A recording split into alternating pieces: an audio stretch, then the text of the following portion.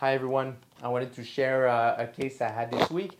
So I had a young male. He comes to the clinic. He's about in his 30s, and he was actually quite embarrassed because he told me whenever I go to the washroom, he actually has drip coming out, and so he has little drops that happens on his underwear every time he goes. He's like, I'm in my 30s. I shouldn't have that issue right now, but then he has to put tissues, and it's actually quite bothersome. So he actually confessed I went to pelvic floor physio before for a year and a half. They actually worked on other stuff, but that didn't get fixed.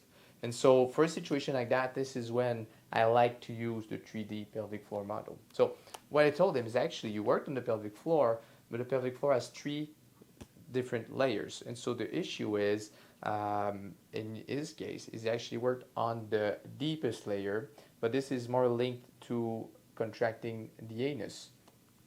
The second layer, which you can work internally, is actually right there.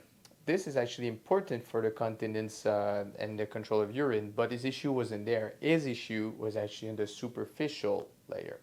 So his problem was that actually this muscle, usually when it contracts, the bulbospongiosus, is supposed to empty the urethra, that part of the penis. But the issue is when it's tight and it's weak, it cannot expand it out, and so the urine gets trapped there.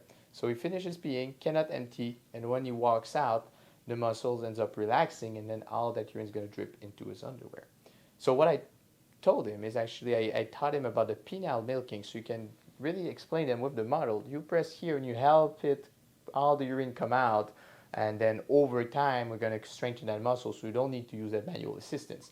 He was very happy because with that technique, actually sent me an email after 1 week seeing how it actually helping. Now every time he goes to the washroom, doesn't have the drip anymore, and then we can actually work on the issue to fix it long term.